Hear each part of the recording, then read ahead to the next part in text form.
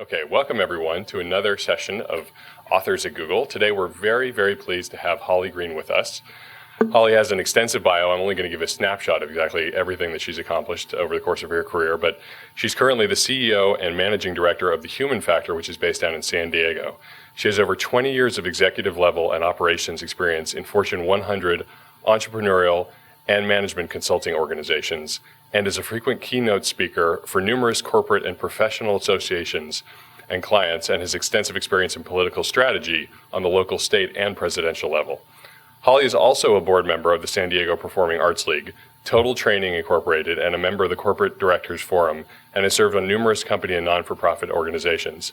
She is an active member of the Chairman's Roundtable, a nonprofit organization of senior executives, providing pro bono strategic advice to mid-sized businesses, and serves as a mentor to students at the California State University's Center for Leadership and Mentoring.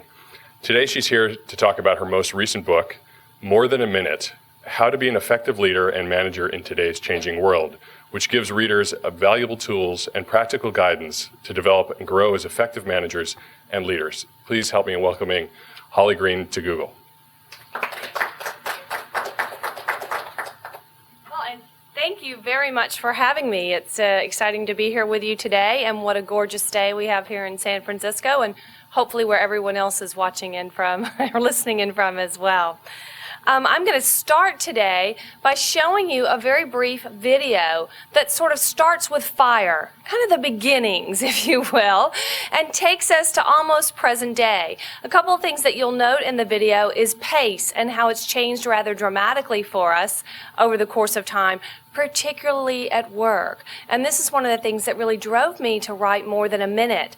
If you look at the 1 Minute Manager, which was written 28 years ago and remains one of the best all-time sellers as far as a management and leadership book, think about what's changed in the last 28 years. Google didn't even exist. It wasn't even a thought 28 years ago. And look at the dramatic changes around us in the last year alone. And so More Than a Minute sort of brings us up to date and takes a look back and says what has survived and what has changed rather dramatically. And then what do we think might change as we continue to move forward. So let me show you this video, especially for those of you that are not quite as, let's say, as experienced as me, aka old. This will sort of set the stage and give you the context for some of the changes that we've seen.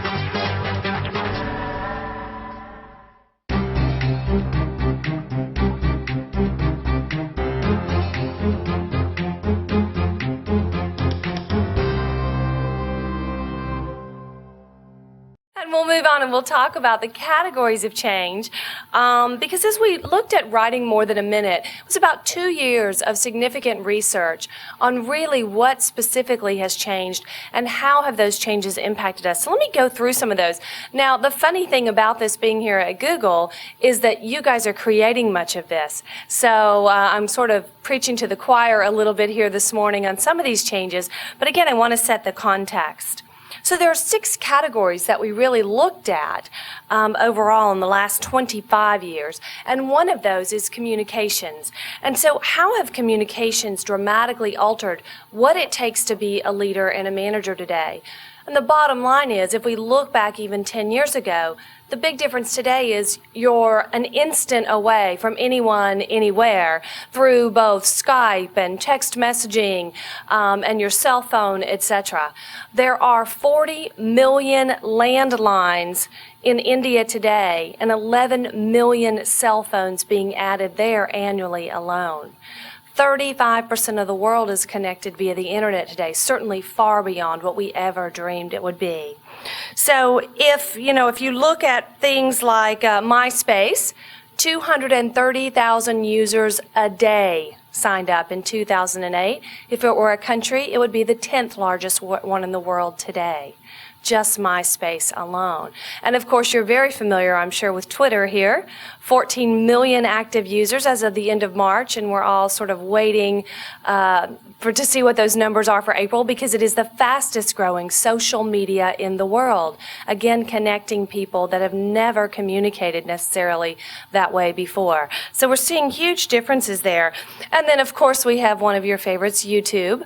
Not only for the crazy antics of teenagers anymore, but more than half of YouTube's businesses anticipated is actually businesses today connecting customers, instructional videos, etc. So communications and the channels through which we communicate have dramatically changed what a leader or manager must do today to be effective in their role.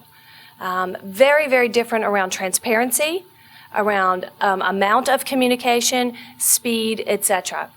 Let's look at the second category that really has impacted leadership and management, and this is around information. Now, this is where we're going to see Google have probably the strongest influence because we're one click away today from an answer to almost any question we could possibly ask. And I'm sure you can tell me the numbers better than I can find out, but about 3 billion searches last month. Does that sound about right? My big question around that is, who did we ask before? Before we were asking you, who did we ask? Who answered these 3 billion questions every month for us? But today we really can access just about anything anywhere. And so a leader's job today is not knowing the answers. It's knowing how to find them and help others find them in a quick and efficient way. And that's significantly changed the job of the leader as the person we went to who had all the answers in the past.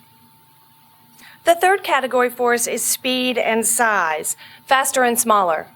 Only there have been a few industries who've learned that smaller is not necessarily better. I don't know about you, but how many of you have a hard time because the buttons on your cell phone or your PDA are actually too small? A little tough for us today. And cell phone manufacturers and designers realized that about 4 years ago. We saw a shift to them staying about the same size as we've seen over the 4 years now, and maybe even getting a little bigger for us because smaller in that sector wasn't necessarily always better. And faster. Now, I can remember, maybe before many of you were born, but I can remember booting up my Wang word processor about 100 years ago, and we used those. And it took a good 5 to 7 minutes to boot up, and that was fast. Now, imagine if your PC today or your Mac took that long to boot up. You'd be going crazy. And take this even into just the broad consumer world, where if you're in, let's imagine you're in Paris for a moment. That would be an exciting place to be today. And you're in a wonderful patisserie and you've bought a cup of coffee and a croissant for breakfast. And you're going to pay for it by a credit card. That credit card approval is going to travel about 46,000 miles for that process to be completed, taking on average 2.4 seconds. If there is even the slightest glitch in the system and you have to wait 10 seconds, it feels like forever. So speed and size are dramatically impacting the responsiveness a leader or manager has to have today. And the ability to get to market quickly with new ideas is absolutely critical. So no longer, well, let's think about that and noodle it over for months and months on end. And as we look back over the last year alone, imagine the magnitude of the changes, especially in speed. So speed and size has really been very interesting for what a leader and manager has to do today. It took us about 410 years to go from the typeset to the first photocopier. It took us 12 to go from what we consider the first modern-day computer to the PC. I'm sorry, it took 20 to go from the first modern-day computer to the PC. Look at the differences there. And of course, we're going to continue to see that speed up and products, etc. So the next category we looked at really was technology. And ENIAC, which many of you may have heard of, in 1944 was commonly thought of as the first modern computer. It was the size of an 18-wheeler. It weighed about the same as 17 mid-sized cars, and it consumed 140,000 watts of electricity on a daily basis. Not very eco-friendly. So now think about that for a minute. If I'd been able to show you the video, you would have seen the person taking the very first laptop PC out of its case. It weighed about 25 pounds. And we carried those with us, and boy, we thought we were all that. I can remember having one of those, and it was almost too big to fit in the overhead bin of the airlines. That's how big the laptop, the portable PC was at that point. So technology, of course, has dramatically changed for us. As I mentioned earlier, 35% of the world is connected directly to the internet today. 35% of the world, and growing at a rate that was far beyond what we ever anticipated. If we look at computers and affordability alone, they're 8,000 times less expensive than when they were originated. Imagine if other things dropped in price like that, how wonderful that would be. The next category is competition and customers. Another key difference today in our world is pretty much the elimination of those barriers to entry for any business. A garage startup can look pretty much the same to a consumer as something in a very large physical facility today. And co-opetition is certainly what we're seeing more and more of. And Google experiences that. You have companies that you work with that in some ways compete with you, because they want people to go and purchase through them and search through them, and in many ways also buy your services and AdWords, etc. So there's a real blending today of who's my competitor, who's my supplier, who's the vendor, and what about our employees? And so there's a blurring of all of those lines, which makes it even more challenging for a leader and manager today as well. So we're definitely seeing that continue to take to really impact what a leader has to be able to do. And this last category, last but certainly not least, is generations and diversity. Now, you all realize firsthand there are 4 generations at work in the United States workforce today, 3 generations outside of the U.S., okay? 4 generations with completely different wants, needs, desires, and motivations to do the job that they do. So imagine how complicated that is for a leader. Imagine if all of you went to work tomorrow for IBM. Do you think you'd be happy? Imagine if they came to work here. Just everyone up and came to work here. Completely different cultures, completely different structures built by very different generations of leadership. And not only that, diversity. 52% of the U.S. workforce today is women. And then when we start looking at the percentages of people of color and different religious backgrounds and ethnicities and thinking approaches and thinking styles, we've got more to work with, but we've also got a lot more to think about as we lead, manage, and communicate with those groups. So, these few little minor things have really impacted the last 25 years and what we see is necessary for leaders to be able to do. Now, all that said, and all those massive changes, there are some things that have remained the same. There are some things that have remained consistent, at least for the last 25 years, and some of these we could go back actually much longer than that. And the first one is acting with integrity.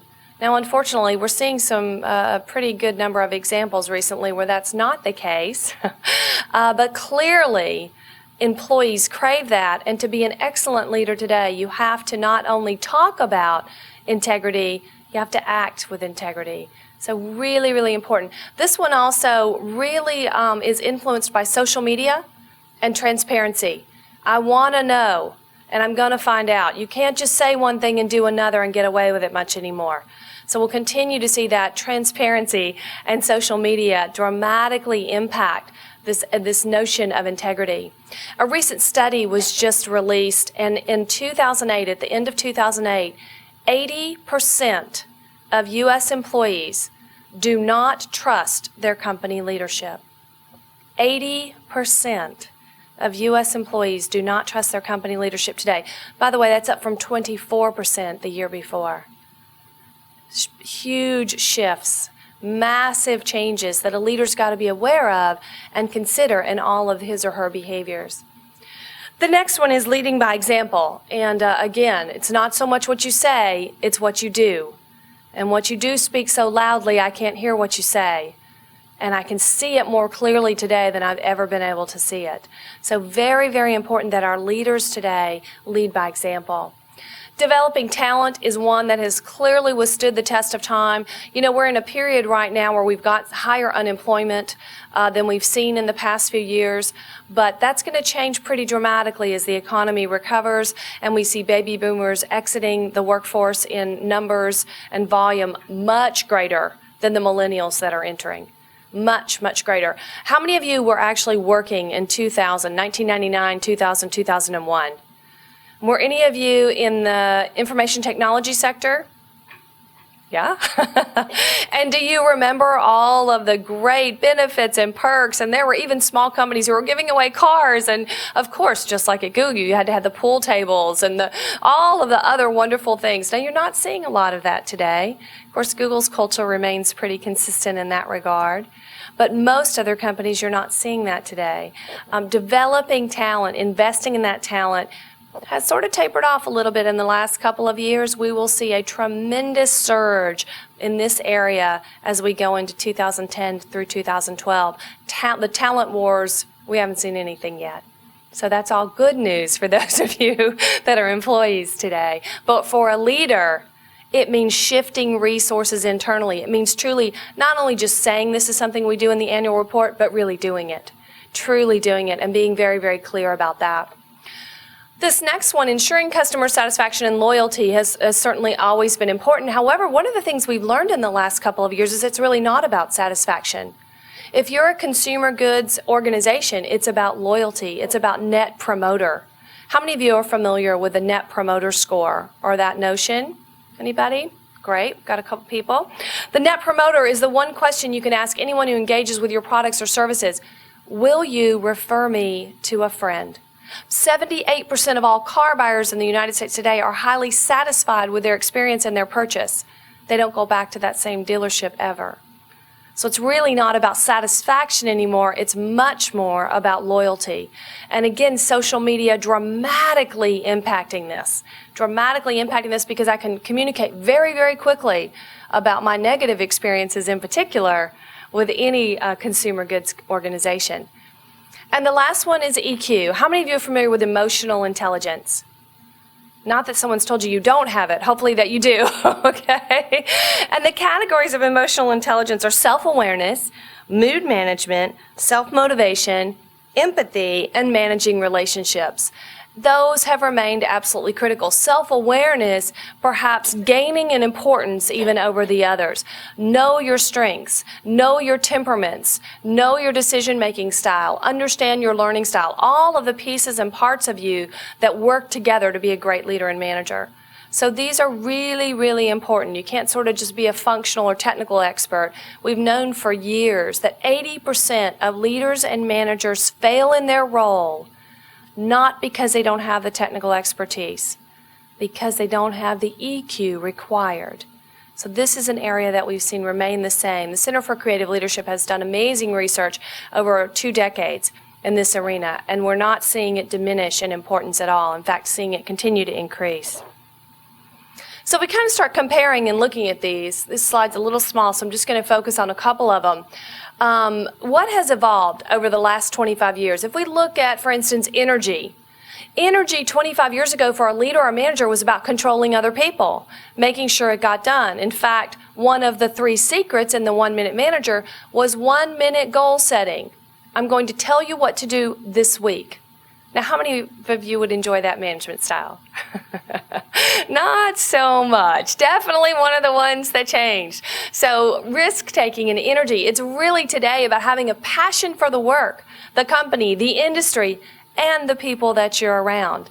And again, we're going to continue to see this millennial generation, which many of you are a part of, shift that dramatically and that gain in importance. So leaders have to understand that. Risk-taking. 25 years ago, we avoided it. Boy, that was something you just ran away from. And today, you've got to take it. You have to stay in pace with everyone else in the world. And more importantly, you have to enable everyone around you to take those risks appropriately, to be informed and clear on winning enough so that they can make those decisions day to day.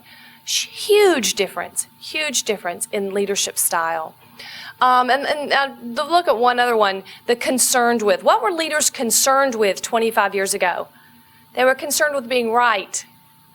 Today, it's about doing what is right because the leader doesn't have those answers. So we go back again to information and how accessible it is to so many of us today. It's not about having the answer. It's about doing what is right with a multitude of answers in front of us. So a lot of evolution here. So what does today's leader or manager really have to do? Let's look at that. What's critical for today? Let's pull all this sort of research we pulled together and said, really, it's about getting back to basics. It's about getting back to basics because the world has become more complex, more interdependent. We've got more information than we possibly know what to do with most days today. So it's really about getting back to basics when everything around you is telling you to constantly examine all of the information available. Make strategic planning a way of life. Now, this applies at every single level in the organization. I'm not talking about just the big corporate, offsite where your top 10, 15 leaders go. I'm talking about everyone thinking in a way that demonstrates strategic agility, right? Getting clear on what excellence looks like. How many of you in the audience here or in the other locations delegate ever? Or you wish you could delegate? Yeah. When you do, Do you define what excellence looks like? Otherwise, you're just setting people up to fail. And the job of a leader today is to set people up to be insanely successful. Get clear on what winning looks like. In the book and in our practice, a lot of what we do is apply the same principles Olympic athletes use. Success visioning. What does it look like when you win? What does it look like when you complete this project and you've won and excellence has occurred? So really getting clear, setting expectations of excellence constantly, that's a huge part of strategic planning and a bigger part of being strategically agile. Communicate constantly about strategies and about that excellence. So once you've gotten clear on it and you can articulate it, which by the way, I just flew back from Shanghai, China 2 days ago, just came in last night from Ohio, working with leaders all the way from $8 billion companies and similar in size to Google to very small startups. This is an issue that we see globally today. It's not culturally specific. It's certainly not gender or generation specific. But it's the fact that so many leaders are not clear on winning, are not clear in the ability to articulate what winning looks like. And I'm not just talking about financial metrics here. I'm talking about the whole picture.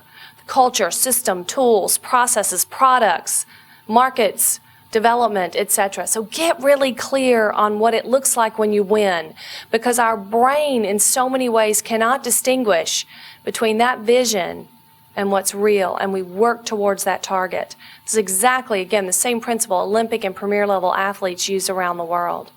Otherwise, why would we continue to have the Olympics? We broke more than 100 world records last time, right? Why would we keep doing it if we can't get better and break new records? It's the exact same thing in business today. So get clear on winning. Communicating constantly. How many of you feel like you do a pretty good job of communicating what winning looks like to your team and the people you work with? No, very few hands.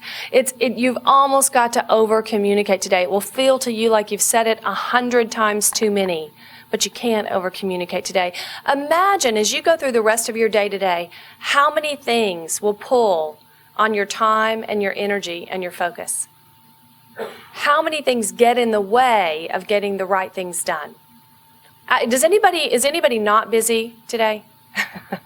No one's raising their hand here. You know, I haven't met anyone in a long time who says they're not stretched too thin, trying to do too much with too many resources. Your voice has got to be louder in communicating winning and excellence to keep everyone aligned and focused. And we often just assume this is happening and assume everyone knows. But when you go in and start talking to the people on your team, what you find out is they're working really hard, maybe not on the right things. So get really clear on excellence. Build a high-performing culture, and there are components of that, and we'll talk more about that in just a moment. Provide continuous feedback, ongoing and continuous. Google's probably one of the better ones at that, just because of your culture. There are other organizations that certainly aren't as great as that. As adult humans, we are not naturally good at it. It's awkward. It's uncomfortable. In fact, when we interview managers around the world, it's the most despised part of their job, that sort of performance management feedback. Not a lot of fun typically.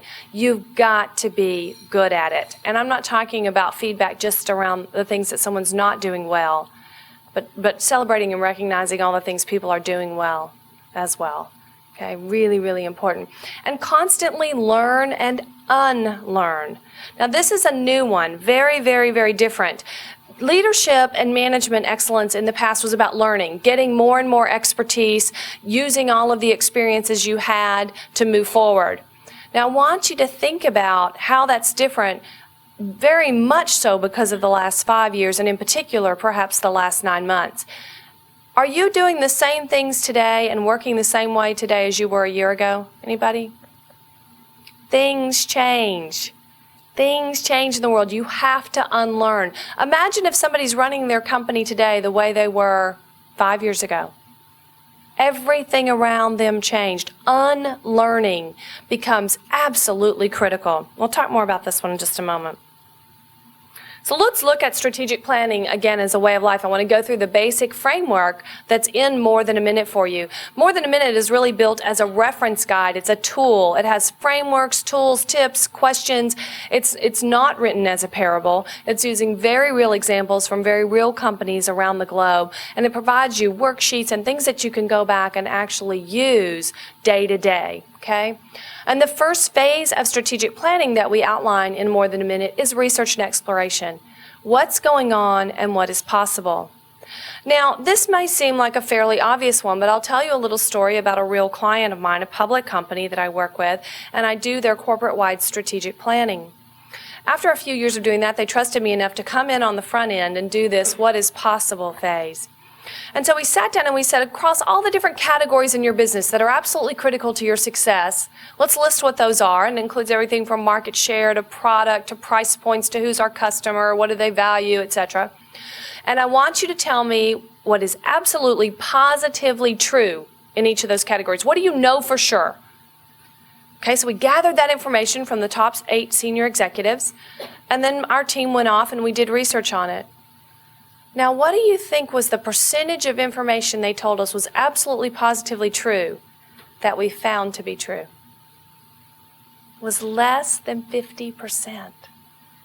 Less than 50% of the things the information in their brain they were using to build their business, they were absolutely positively convinced was accurate. But it wasn't anymore. It may have been accurate 2 years ago, 3 years ago, even a year ago. It wasn't anymore. So constantly looking at this, and this is where that unlearning comes in. Just because it worked 5 years ago doesn't mean it's going to work today. If you were an excellent 1-minute manager 28 years ago, those 3 secrets were 1-minute goal setting, 1-minute reprimand. Now, how many of you would enjoy that? And 1-minute praising, which sort of has withstood the test of time and around feedback. So imagine if you were operating a company the same way today as you were 25, 10, even 5 years ago. So constantly looking at what is possible. The next phase of strategic planning is certainly answering the key question, why do we exist? And this is not only at the corporate level, this is at every team level. Why do we exist? What's our contribution? Being really, really clear. You guys have done an excellent job as a company of doing that.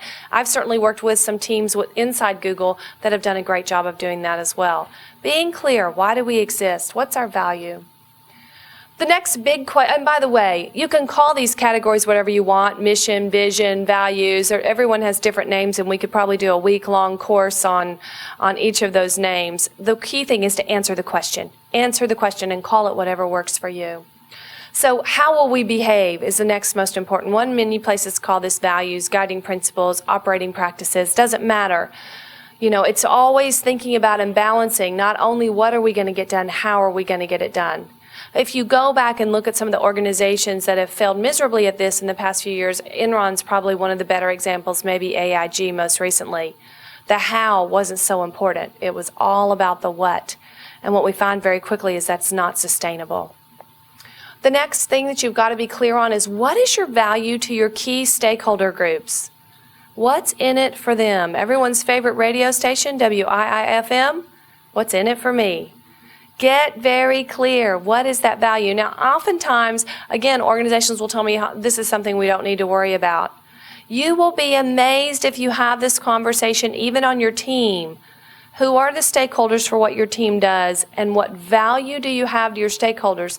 The variance in views will likely surprise you. So get really clear on that and have those conversations. The next one is something we do a little different than most people. We call it destination modeling. And again, this goes back to that principle of success visioning that our premier athletes use around the world. Where are we going in 1 to 3 years? Now, the fun part of this is I used to work for the Coca-Cola companies. And I was very involved in strategic planning at Coca-Cola. And I happened to come across not too long ago in my file cabinet the 2008 strategic plan that had been written 10 years before. The internet is not mentioned. Trying to do a 10-year strategic plan today is crazy, absolutely crazy. There's no way we can possibly imagine. That doesn't mean you shouldn't be thinking about the future, don't get me wrong, but 10 years is probably not the horizon for us anymore. Shell, who is one of the best companies in the world at their strategic planning process for years, used to do 20-year strategic plans. Now just imagine, you guys didn't exist 20 years ago. The internet, cell phones, your PDA. Look at all the changes. So today we look at about 1 to 3 years, and right now, because of the volatility in markets globally, we're actually looking at 1 year for most clients as the strategic horizon. So many things changing. Whatever it is, make it work for you and your team at whatever level, it doesn't matter. Now, once you've gotten clear on where you're going, what does it look like? As visual as you can make it, as clear as you can make it, that's when you look at current state and decide where you're at today. Not the other way around. Because if you look at current state first, the likelihood of you making leapfrog is very, very slim. Because your brain focuses on what's wrong, what you can't do. So get clear on winning first and work backwards. You're 7 times more likely to reach your destination. Okay, and again, this can be done at a team level and even at a personal level. The next question to answer is, based on all this, now we know where we're going. We know where we're at today. We've looked at the gap between the two. So how are we going to focus our energies? 3 to 5 core strategies, not only at a corporate level, but at a team level as well. If you have more than 3 to 5, you don't have any. Okay? I can't focus on 15 things. I have one client who has more than 200 significant initiatives. They only have 1,000 employees. So just imagine how hard it is. Why aren't we getting anything done? Well, spread too thin. 3 to 5 areas of focus, or you really don't have any, okay? And then you move into operationalizing it, turning it into reality. And this is the part that many, many organizations, in fact, we found more than 70% of large companies globally do the whole top part of the model and then put it in a nice binder and set it on their shelf. You've got to do something with it, operationalize it. And this is where we have clients do breakthrough models, looking at incremental change, substantial change, transformational change, in not only what they do, but how they impact their customers and consumers. And then clearly you create your budgets and your 1-year operations plans from there. This is what needs to drive those team and individual goals, okay? But even at a team level, doing this whole model is really critical. Particularly the more diverse your team is, the more spread out it is geographically, the more views you're going to find, the more brilliance is there just waiting to be uncovered. All right, once you've done that, what stops us? You know, this is pretty basic stuff. Gosh, Holly, this doesn't sound like anything really new, and in fact, a lot of it's not. What's new is what gets in our way of doing it. What's new is what stops us from focusing on some of the basics that we know are basics that we need to do. Oh, we can't slow down now. Oh, everybody already knows how to do that here. What we call thought bubbles. And these thought bubbles are so powerful that even though many of them are irrational and illogical, they drive our behaviors.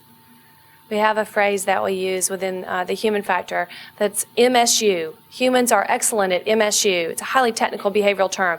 It means we make stuff up. And we live with that stuff and prove ourselves right constantly. So we're constantly rationalizing away why we don't have the basics in place. Pause. Pause and get the right basics in place. You'll go much faster in the long haul. There's one of the things that excellent companies don't do. They don't spend the time to do it over. They pause and they do it right to begin with. We talked a little bit about communicate constantly. I want to just briefly go over inform, inspire, engage. Most companies are very good at the inform piece of this. They stand up once a year and they tell all their employees, here are the goals, here are the objectives, here's what we want everyone to do, team go, go, go. And the problem is you go back to your desk and you get how many emails? 100, 200, 300? And you got people walking in your office and asking questions and somebody else's priority becomes yours, etc. If you're not constantly inspiring and linking people and engaging them with the strategies, it's very quickly forgotten. Okay, so inform is the first piece, but you've got to inspire and engage much beyond the inform. And this is everything from simple stuff. If you're a team leader, how many of you in here are team leaders? Are managers of other people? Okay. Good, all right. So inspiring is linking it to you personally in many ways. And again, social media has impacted this, but as a leader or manager, talking about what does this mean to me? Why do I think this is great? Why am I an employee here at Google? Why do I enjoy and love what I do? Why am I passionate about where we're going? And beginning to personalize it. That's one of the key ways that we can inspire others. And we engage people by constantly giving them feedback, aligning and focusing them, highlighting accomplishments. In tough times and tough markets, we see this more important than ever. Right? We're all getting a little burned out. We all travel at a pretty fast pace, and we're surrounded by a lot of negative information. So engaging is critical today, probably more so than it's ever been, particularly as the average tenure in the United States has dropped to 2.3 years for an employee, only 2.8 for a CEO. Okay, so engaging is critical. I've talked about we make stuff up. No matter what, we'll do what so-and-so wants. I know the CEO, all she cares about is. So in the void of communicating, our brain fills in the blank. It will not live with a gap in information. We fill in those blanks, and 9 out of 10 times what we fill in the blanks with is more negative than the truth. Communicate, communicate, communicate. Don't let people fill in the blanks. Fill them in for them. Even if it's not the best of news, it's better than what people will make up. What we say in the break room is almost always more negative than the truth. So over-communicate constantly. I want to go through just a couple of key points about building a high-performing culture. You've got to be really clear on your strategy and where, what, and how, and what the destination is. Before you can build a high-performing culture, it's really important everyone knows where they're going and how you're going to get there. Now, is anyone in here that feels like you get measured too much or you have too many measures about your job?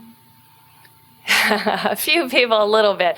In some organizations, particularly manufacturing organizations today, people have sometimes dozens and even 100 measures that they've got to report in. Imagine how much time and energy that takes. Measure what matters to the person doing the job. Absolutely critical. And only measure what matters. Don't measure too much.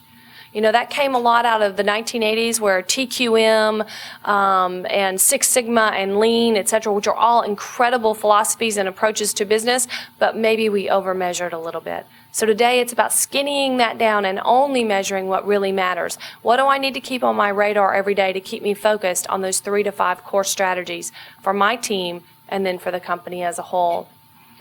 Remain vigilant. You've constantly got to be looking at internal and external forces. This is one of the things you guys are pretty good at. Certainly there's been a lot of noise on Twitter lately about that. We don't see many organizations as good at this. Again, we get very set in our ways. The more successful we are, the more we prove ourselves right constantly. Because after all, it worked for us. So the less likely we are to constantly be looking at, could we be wrong? What if? What if things have changed? What if people are doing it differently? What if my customers want something different? Set yourself and the organization up for success. Don't catch people doing something wrong.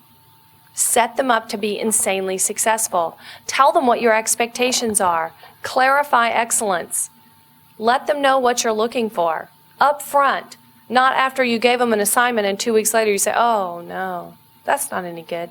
That's not exactly what I meant.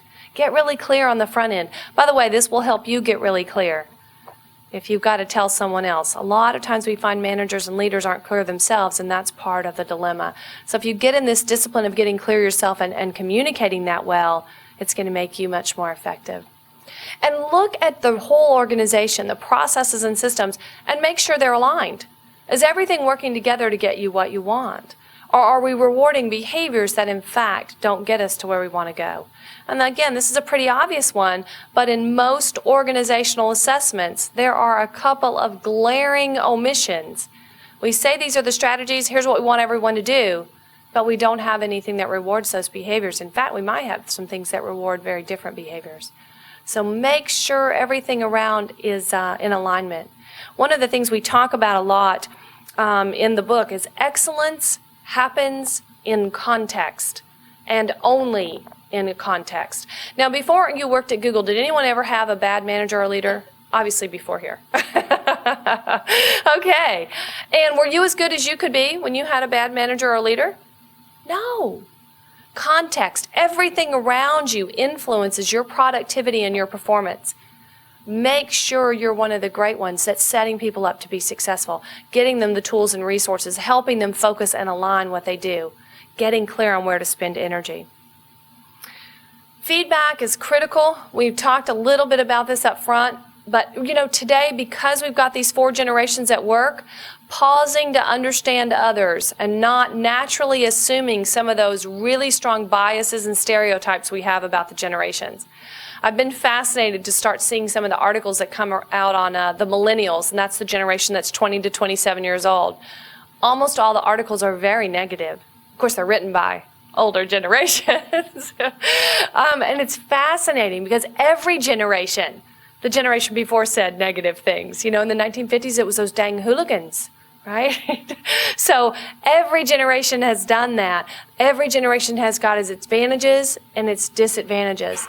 The millennials are transformationally different than the generations that came before in the United States in particular, but we're finding this is a global phenomena as well, mostly because of the internet and the connections. So take the time to understand the different wants, needs, and desires, because inspiring and engaging and motivating those people is going to look very different. One of the other ones that I'm going to mention here is deal with problem performers in a timely manner. Has anyone ever worked anywhere, of course before you were here at Google, where there was a problem performer and everyone knew, but nothing was done for a long time? It's a drain on the system.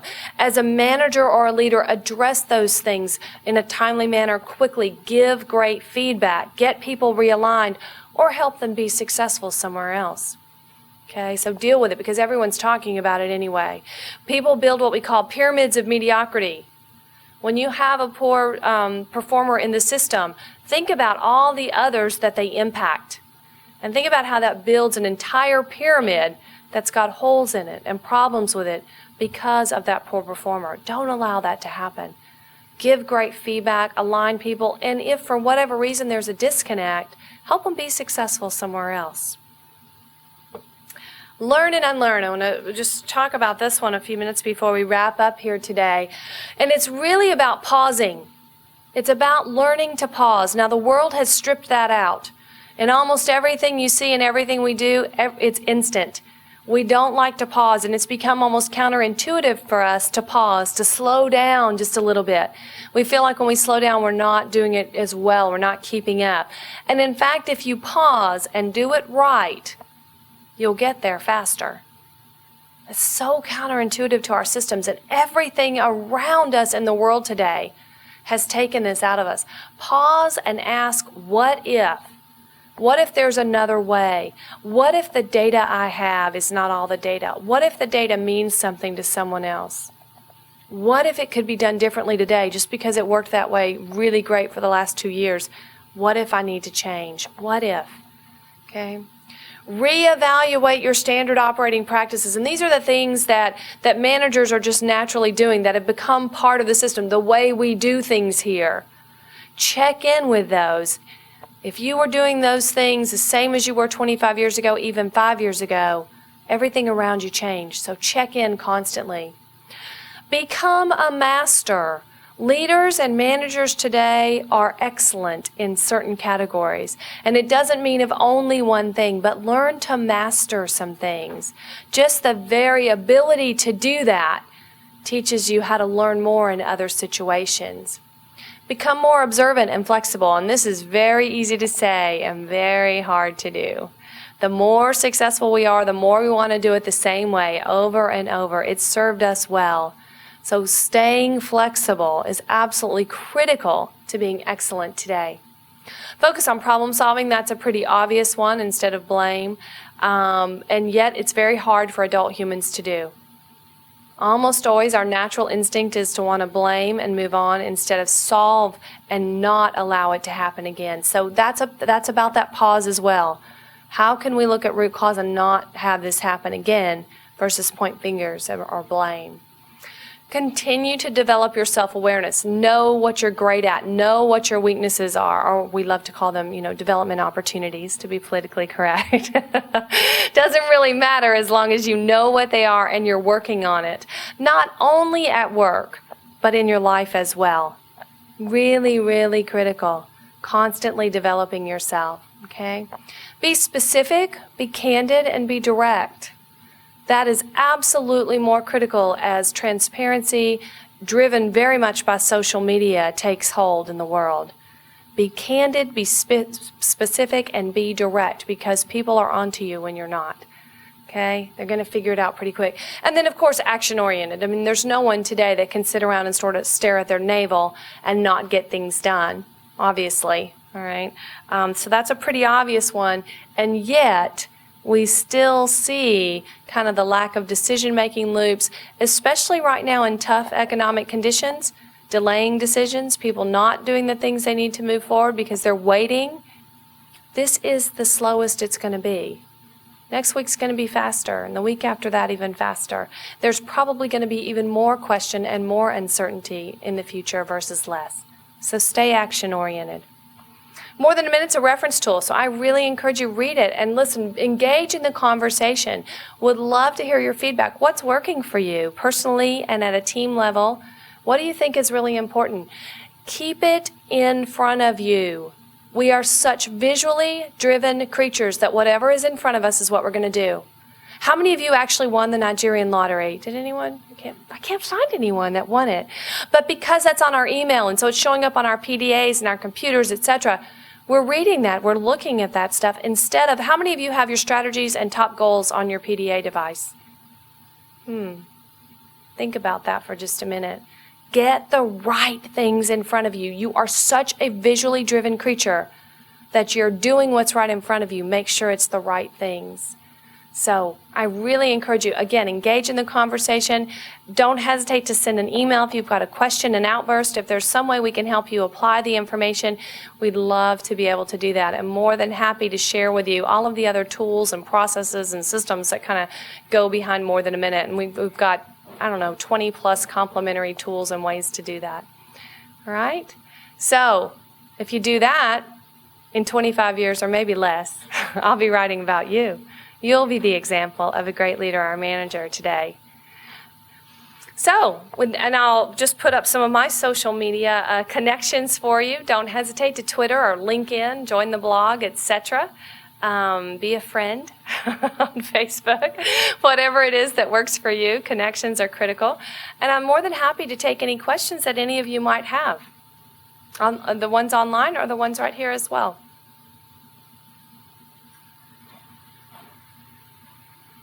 No questions or outbursts?